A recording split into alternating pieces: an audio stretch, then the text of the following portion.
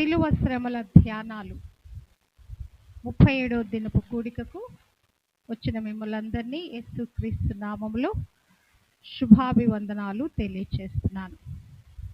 ప్రభు శిలువ శ్రమలు ధ్యానించుట మన ఆత్మీయ జీవితానికి అది ఎంతో ఆశీర్వాదకరమైన కారణం ఉంటున్నట్లుగా మనము చూడొచ్చు. ప్రస్తుతం మనము ప్యాషన్ వీక్లో ఉన్నాం. ప్యాషన్ వీక్ అంటే హోలీ వీక్, పరిశుద్ధ వారములో మనం ఉన్నాము.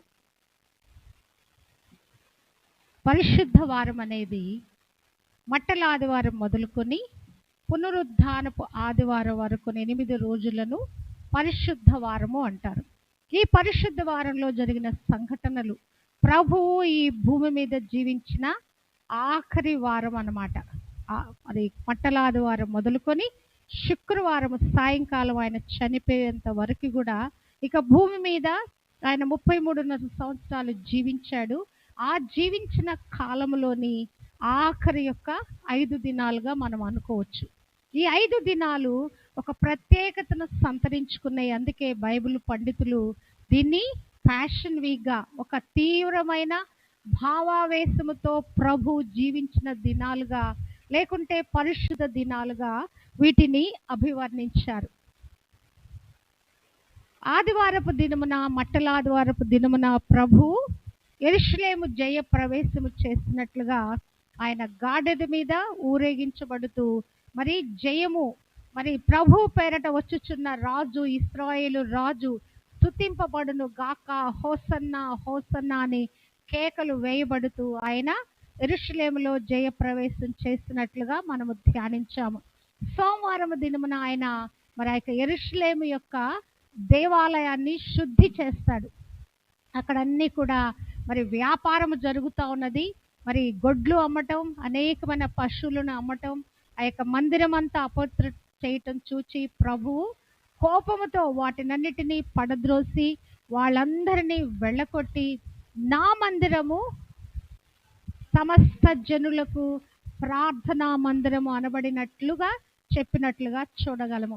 ఈ విషయాలన్నీ కూడా మనము చూస్తే 4 సువార్తల్లో రాయబడిని. ప్రాముఖ్యంగా మత్తయి సువార్త 21వ అధ్యాయం మొదలుకొని 28వ అధ్యాయం వరకు మరి అనేక విషయాలు రాయబడినట్లుగా మనము చూడగలము. 21వ అధ్యాయంలోనే మరి ఎక్కువగా మరి విషయాలు రాయబడినట్లుగా మనము ధ్యానించవచ్చు. మరి మంగళవారం దినమున ఏం చేశాడంటే యూదులకి ప్రభుకి చాలా గొప్ప సంభాషణ జరుగుద్ది. బాప్తిస్మము, యోహాను బాప్తిస్మం గురించిన వివాదము కలిగినప్పుడు వారు ప్రశ్న వేస్తే ప్రభు ప్రశ్నకు సమాధానం చెప్పకుండా తిరిగి వారికి ప్రశ్న వేస్తే వారు తికమక పడిపోయి ఆ ప్రశ్నకు సమాధానం చెప్పలేక ప్రభునిక మరి అడగటం మానివేస్తారు. ఆ 21వ అధ్యాయం మొదలుకొని 26వ అధ్యాయము 25వ అధ్యాయం వరకు కూడా ప్రభువు మరి అనేకమైన విషయాలు వారితో చర్చిస్తూ పరలోక రాజ్యం గురించి బోధిస్తూ మర్మాలు మరి మాట్లాడుతూ ఆయన మరి కొనసాగినట్లుగా చూడగలము. అదేవిధంగా లూకాసు వార్తలో కూడా అనేక విషయాలు చెప్తాడు. 22వ అధ్యాయం నుంచి మరి యోహాను సువార్త 13వ అధ్యాయం నుంచి ఈ విషయాలన్నీ ఉన్నట్లుగా మనము చూడగలము. మరి ఈ రోజు బుధవార దినమున ఏమి చేశాడు అనేది చూస్తే గనక 2 ప్రాముఖ్యమైన సంఘటనలు ఆ దినము జరిగినట్లుగా మనము చూడగలము. అంటే ప్రభు చేసిన కార్యాలు కాదు కానీ ఇవి ప్రభు కొరకు ఎదుటి వాళ్ళు చేసిన కార్యాలు.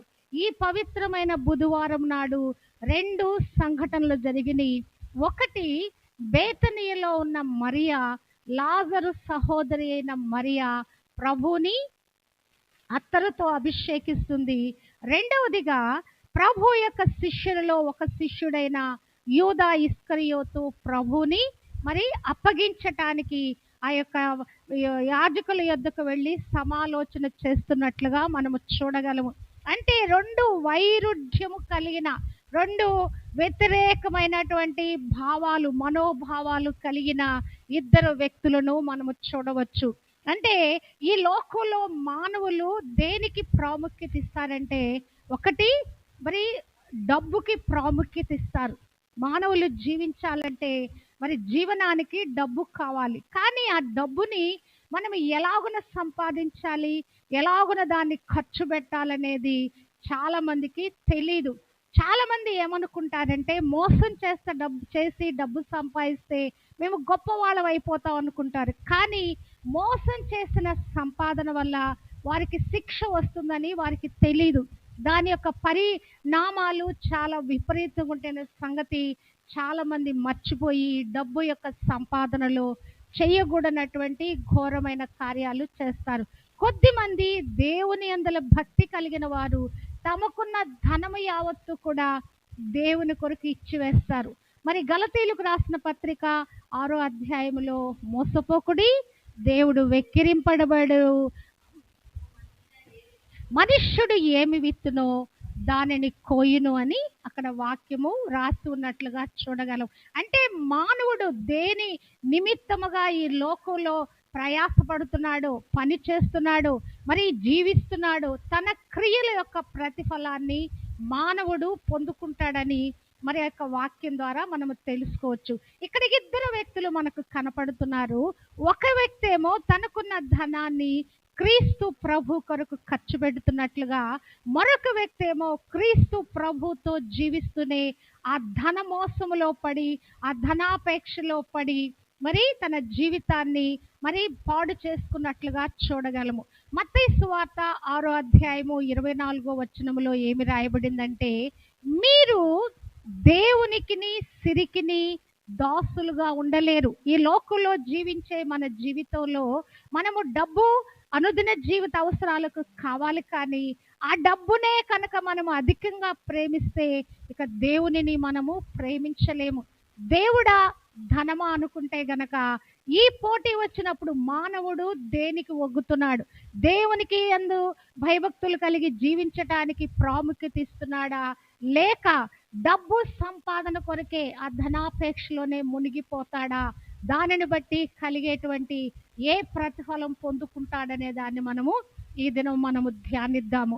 మొట్టమొదటిగా చూసినట్లయితే ఈ 21వ అధ్యాయంలోనే 26వ అధ్యాయంలో మనము చూసినట్లయితే ప్రభువు అనేకమైన మాటలు చెప్పుకుంటా వచ్చాడు. 26వ అధ్యాయములో యేసు ఈ మాటలన్నీ చెప్పి చాలించిన తరువాత జరిగినదేమనగా, 2 దినములైన పిమ్మట పస్కా పండుగ వచ్చుననియు, అప్పుడు జరగబోయే సంగతులు, మనుష్య కుమారుడు సిలువ వేయటానికి అప్పగించబడబోతున్నాడు, మరి ఈలాగున మరి ఈ విధంగా మరి ప్రభువును అప్పగించాలని అక్కడంతా వారు సమాలోచన చేస్తా ఉన్నారు.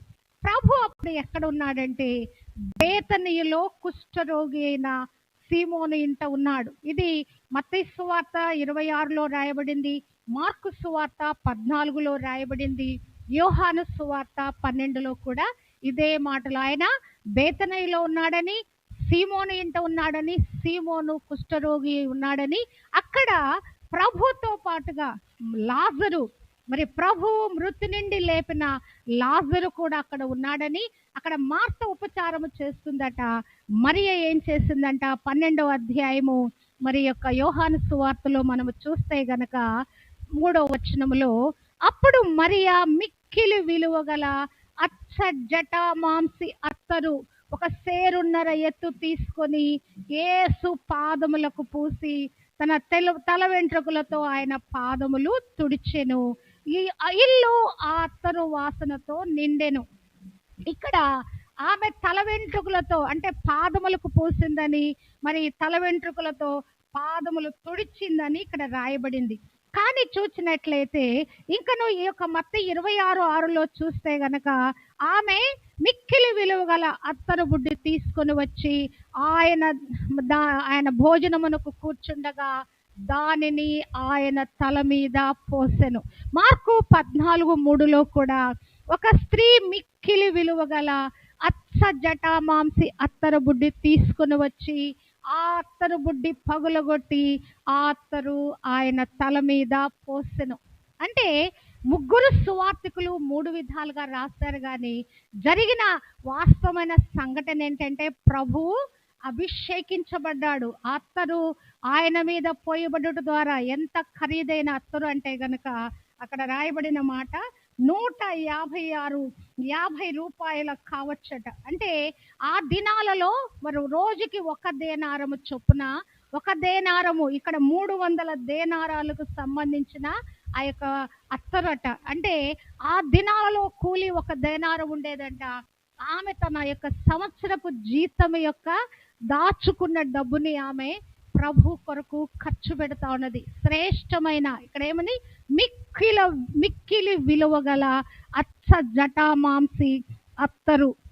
ఇక్కడ రాయబడిన మాట మనం చూస్తే మరి ఎంతో మిక్కిలి విలువ గల శ్రేష్టమైన దానిని ఇక్కడ మరియా అర్పిస్తున్నట్లుగా చూడగలము. ప్రభుకి మనం ఇచ్చేది, సేవకులకి ఇచ్చేది ఎప్పుడు కూడా మనం వాడుకునేది ఇవ్వకూడదండి. పాడైపోయిన వాటిని ఇవ్వకూడదు, తీసివేసిన వాటిని ఇవ్వకూడదు. ఎప్పుడైనా సరే దేవుని పనికి, దేవుని సేవకులకి ఇచ్చేటప్పుడు శ్రేష్టమైన వాటిని, విలువ గల వాటినే మనం ఇవ్వాలని ఇక్కడ మనము నేర్చుకుంటున్నాము. ఇక్కడ చూసినట్లయితే ఈమె తన యొక్క సంవత్సరపు ఆదాయముతో కూడిన ఆ ఖరీదుని ప్రభు పాదముల యొద్ద సమర్పిస్తా, అంటే ప్రభుకి ఇచ్చివేస్తా ఉంది. అంటే మానవుని యొక్క జీవితము ఎంతో శ్రేష్టమైనది. మరి ఆ అత్తరు కాదు కానీ దేవుడు ఏమి కోరుకుంటున్నాడంటే నిన్ను నన్ను కోరుకుంటున్నాడు. చాలా సార్లు మానవులు మేము 10వ వంతులు ఇస్తామండి, అలాగన చర్చికి సహాయం చేశాము, అక్కడ చర్చి కట్టడానికి ఇచ్చాము, ఇక్కడ సంఘంలో ఇటు విధంగా మేము సహాయం చేశాము, ఫలానా మినిస్ట్రీకి పంపించాము. డబ్బు పంపించడం ఒక ఎత్తు, నీవు స్వయంగా దేవుని కొరకు సమర్పించుకొని దేవుని కొరకు జీవించుట అనేది మరొక ఎత్తు. ఇక్కడ మరియా ఎంతో శ్రేష్టమైన పని చేస్తా ఉన్నది. అక్కడ ఉన్న వాళ్ళు ఏమని కంప్లైంట్ చేస్తున్నారంటే మరి 3 రకాలైన వ్యక్తులు కంప్లైంట్ చేస్తున్నారు. మత్తయి సువార్తలో శిష్యులు చూచి కోపపడి 8వ వచనములో ఈ నష్టం ఎందుకు అని మాట్లాడుతున్నారు. మార్కు సువార్తలో కూడా కొందరు కోపపడి ఈ ఎత్తరు ఇలాగున నష్టపరచనేలా. యోహాను సువార్తలో అయితే శిష్యులలో ఒకడైన ఆ ఇస్కరియోతు యూదా మరి ఈ అత్తరెందుకు 300 దేనారములకు అమ్మి బీదలకు ఇవ్వలేదు అని ఆక్షేపణ చేస్తున్నాడు. ఇక్కడ ఈమె ఒక శ్రేష్టమైన పని చేస్తా ఉంటే ఎన్ని రకాల అభ్యంతరాలు వస్తున్నాయో చూడండి. ప్రభు శిష్యులు కొంతమంది మాట్లాడుతున్నారు, ప్రత్యేకంగా యూదా ఇస్కరియోతు మాట్లాడుతున్నారు. ఆ యొక్క సమయంలో చాలా మంది గుమిగూడి వచ్చారు, వారందరూ కూడా మాట్లాడుతున్నారు. ఇంత డబ్బు ఖరీదైనటువంటి దీనిని వేస్ట్ చేయాలని మాట్లాడుతున్నారు. ఇంకా ఏం మాట్లాడుతున్నారు, ఈ డబ్బుని ఇలాగున నేలపాలు చేయకూడదు. అదేమైపోద్ది, అద్దరు కొద్దిసేపు అయితే ఎవాపరేట్ అయిపోద్ది, అవునా కదా? ఆ వాసన ఉన్నంతసేపు ఆ వాసన ఉంటుంది, తర్వాత అది మరి గాలిలో కలిసిపోద్ది, ఎండిపోద్ది. కనుక ఇది వేస్ట్ అయింది కదా అని వాళ్ళు మాట్లాడుతున్నారు. అప్పుడు మరి వాళ్ళు ఏమంటున్నారు, బీదలకు ఇవ్వచ్చు కదా అని మరి బీదల మీద ప్రేమ ఉన్నట్లుగా వారు నటిస్తా ఉన్నారు.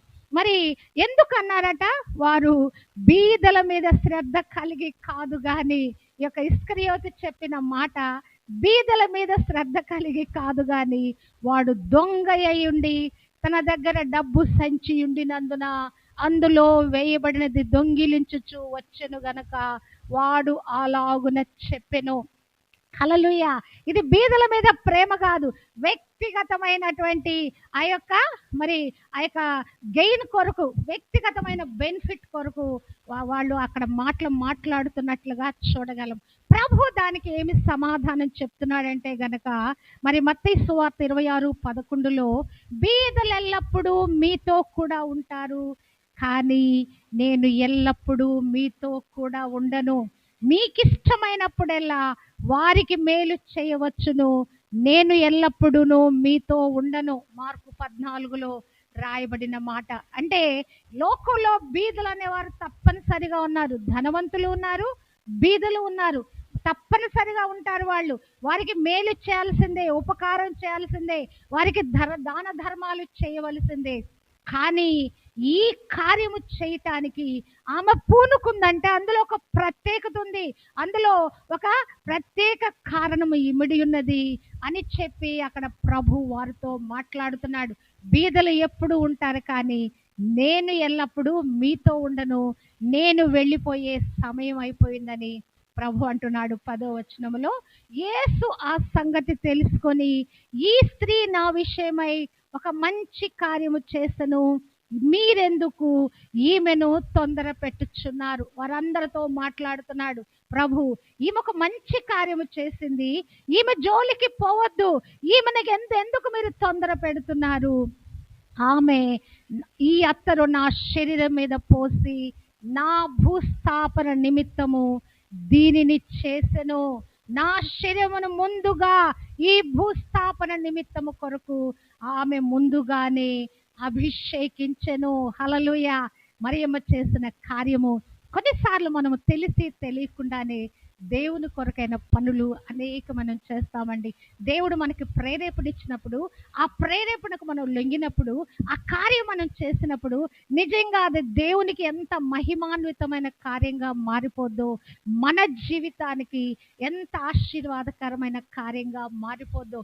ఈ యొక్క మరియ హృదయంలో దేవుడు ఆ యొక్క ఆలోచన పెట్టాడు. నీవు వెళ్ళి ఈ యొక్క అత్తరు కొనుక్కొచ్చి ఈలాగున చేయమని ప్రేరేపించాడు. ఆమె వెళ్ళి ఆ గొప్ప కార్యము చేస్తా ఉంది. ఆమె అసలు ఆ కార్యం చేయడానికి కారణం ఏంటని ఆలోచిస్తే, లాజరు బ్రతికాడు కదా. 4 దినాలుగా సమాధిలో పెట్టబడిన లాజరు బ్రతికాడు. ఆమె ఆలోచించింది, దీనికి బదులుగా ప్రభువుకు నేనేం చేస్తే ఆయన రుణం నేను తీర్చుకోగలను. ఇంత గొప్ప కార్యం చేశాడు, నా సహోదరుడు చనిపోతే తిరిగి లేపాడు, తిరిగి నేను ప్రభువుకు నేనేమి చేయగలని ఆమె ఆలోచించి తన జీవనము యావత్తుని, సంవత్సరం కాలపు జీవనం యావత్తుని కూడా ఆమె ఖర్చు పెట్టి ప్రభుని అభిషేకిస్తా ఉన్నది. హల్లెలూయా. అక్కడ ప్రభు ఆమె గురించి చెప్తున్నాడు, మీరు ఆమెను ఆక్షేపించవద్దు. కానీ ఎందుకు ఆక్షేపించవద్దంటే 13వ వచనములో అంటున్నాడు, సర్వలోకమందు ఈ సువార్త ఎక్కడ ప్రకటింపబడునో అక్కడ ఈమె చేసినది ఈమె జ్ఞాపకార్థముగా ప్రశంసింపబడునని మీతో నిశ్చయముగా చెప్పుచున్నాను. హల్లెలూయా కదా. ఆమె చేసిన కార్యము 2026 సంవత్సరాల నుంచి ఈ శిలువ శ్రమల ధ్యానాలు వచ్చినప్పుడల్లా మనం ప్రకటించుకుంటూనే ఉన్నాం, ధ్యానిస్తూనే ఉన్నాం, మరియమ్మను కొనియాడుతూనే ఉన్నాం, మరియమ్మ గురించి మనం మాట్లాడుతూనే ఉన్నాం. ఆమె చేసిన గొప్ప కార్యము, ప్రభువుని అభిషేకించింది అని ఆ యొక్క కార్యాన్ని మనం ఇప్పటి వరకు కూడా కొనియాడుతూనే ఉన్నాం కదా. ప్రభు పేరట గిన్నెడు చల్లనీళ్ళు ఇచ్చినా కూడా ఆ ప్రతిఫలం మనం పోగొట్టుకోమండి. హల్లెలూయా. చాలాసార్లు మన చేతులు బిగపడతాం దేవుని పనికి ఇవ్వకుండా కదా, సంఘంలో ఇవ్వకుండా బిగపడతాం. కానీ ఇచ్చి చూచుట ద్వారా గొప్ప ఆశీర్వాదము మన మీదకి వస్తుంది. సామెతల గ్రంథంలో ఒక మాట ఏంటంటే, మరి ఇవ్వవలసిన దానికంటే తక్కువ ఇచ్చి చాలా మంది దరిద్రులైపోతారంట. ఇవ్వవలసిన దానికంటే ఎక్కువ ఇచ్చి అనేక మంది విస్తారంగా దీవించబడతారట. మరి ఈ యొక్క బేతనీయ మరియను బట్టి మనం ఏమి నేర్చుకుందాం? మనం ఇవ్వగలిగిన దాంట్లో శ్రేష్టమైన దానిని, విలువైన దానిని కదా మనం ప్రభువుకు మనం ఇద్దాము.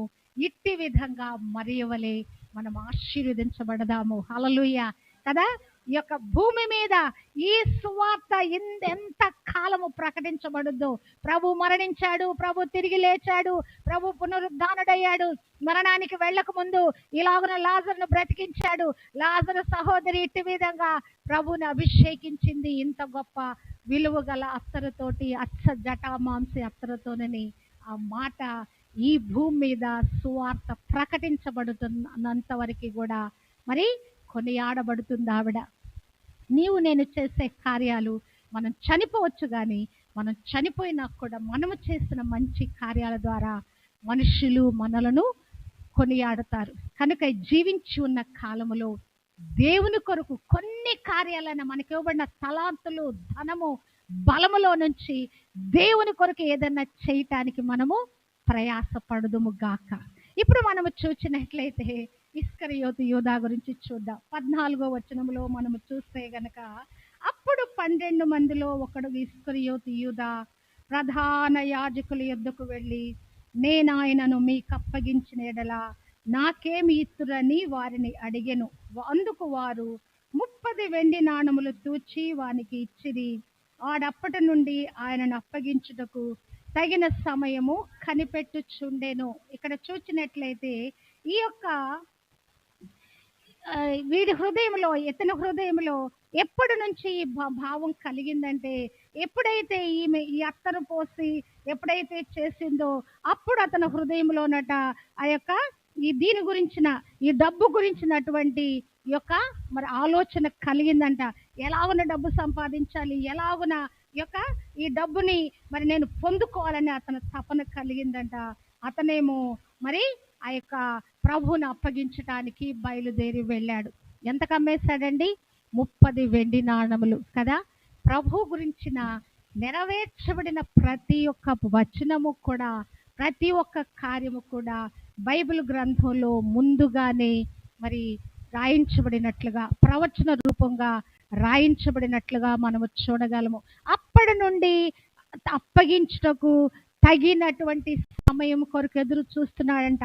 మార్కు 14:11 చూచినట్లయితే వాడు వచ్చి చెబుతున్న మాటకట, వారు విని సంతోషించి వానికి ద్రవ్యమిత్తుమని వాగ్దానము చేశారట. ఇతను వెళ్ళి ప్రపోజ్ చేస్తున్నాడు. ఏమని?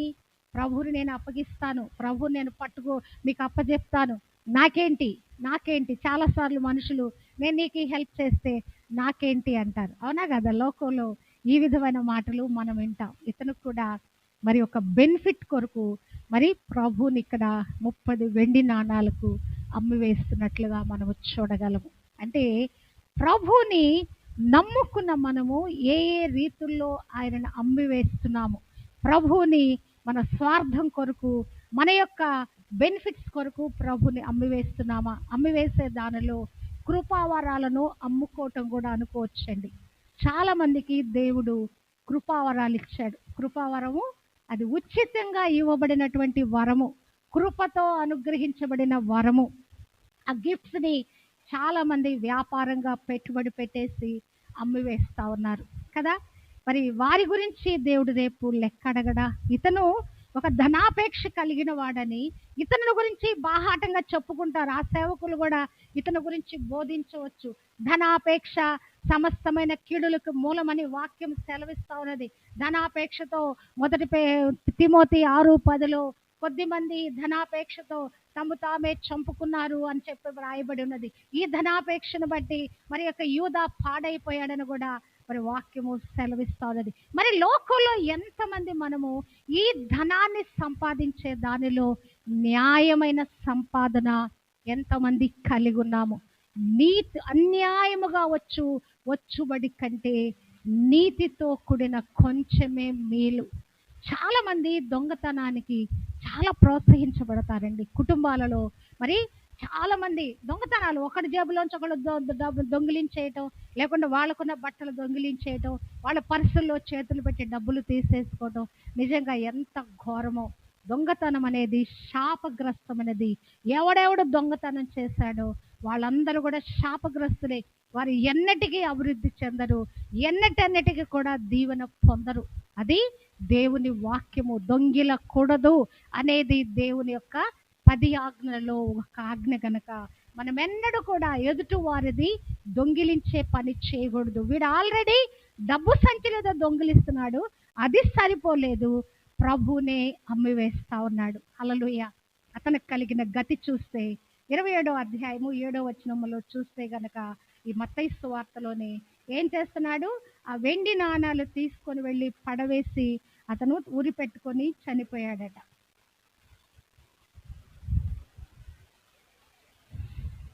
3వ వచనం, అప్పుడు ఆయన్ను అప్పగించిన యూదా ఆయనకు శిక్ష విధింపగా చూచి పశ్చాత్తాపపడి ఆ 30 వెండి నాణములు ప్రధాన యాజకుల యొద్దకును పెద్దల యొద్దకును మరలా తెచ్చి, నేను నిరపరాధ రక్తమును అప్పగించి పాపము చేస్తుందని చెప్పెను. ఏం చెప్తున్నాడట? అప్పుడు పశ్చాత్తాపడుతున్నాడు. ప్రభుకి శిక్ష పడగా చూచి ముందు ఏం చేశాడు? చెలికాడాన్ని ముద్దు పెట్టుకొని అప్పగించి ఆ డబ్బులు కైవసం చేసుకున్నాడు. ఇప్పుడు ప్రభువుని శిక్షించుట చూచి అప్పుడు అతనిలో పశ్చాత్తాపం రగిలింది. మనకు కూడా పశ్చాత్తాపట్టానికి కూడా ఒక తరుణం ఉంటుందండి. అన్ని సమయాలలో పశ్చాత్తాపట్టానికి అవకాశం ఉండదు. దొంగకు కృప దొరికింది కదా. ఆ దొంగ సిలువలో వేలాడుతున్న దొంగకి కదా కృప దొరికింది. ఆ వెంటనే ప్రభు యొద్ద నుంచి ఆ రక్షణ పొందుకొని పరదేశకు వెళ్ళిపోయాడు. కానీ ఇతను తెలిసి తెలిసి పాపం చేశాడు గనక ఆ కృపను పోగొట్టుకున్నాడు. తిరిగి ఏం జరిగింది? మరి నిరపరాధ రక్తం అప్పగించాడంటే కూడా వాళ్ళు మాకేం పని, నువ్వేమన్నా చేసుకో అంటే అతడు ఆ వెండి నాణములు దేవాలయంలో పారవేసి ఉరి పెట్టుకొనెను, చనిపోయాడు కదా. జీవితం వేస్ట్ అయిపోయింది కదా కదా. ఆ డబ్బు సంపాదించుకొని ఏమి ప్రయోజనమైంది? కనుక మనం గమనించాలి కదా. ఈ లోకంలో దేని కొరకు మనం ప్రయాసపడుతున్నాం, దేనిని సంపాదించటానికి మనము పరుగులెత్తుతున్నాం? మంచిని సంపాదించుకోవటానిక, అన్యాయముతో వచ్చే లాభం సంపాదించుకోవటానిక, దొంగతనం చేసి సంపాదించుకోవటానిక, లేకుంటే ప్రభుని అమ్మివేసి ప్రభుని దేవుని యొక్క కృపావరాలను వ్యాపారంగా చేసి ధనాపేక్షతో మనం ముందుకు కొనసాగుటక? ఈ దినానికి మరి ఒక బుధవారము మరి మోసగించబడిన గూఢాచారంతో కూడిన బుధవారం అని కూడా పిలుస్తారట. ఈలాగున మరి ఇద్దరు వ్యక్తులు మొదట నిలుస్తున్నారు. ఏ వ్యక్తికి సాదృశ్యంగా మనము జీవిద్దాము, ఏ వ్యక్తిని అనుసరించి మనము జీవిద్దాము?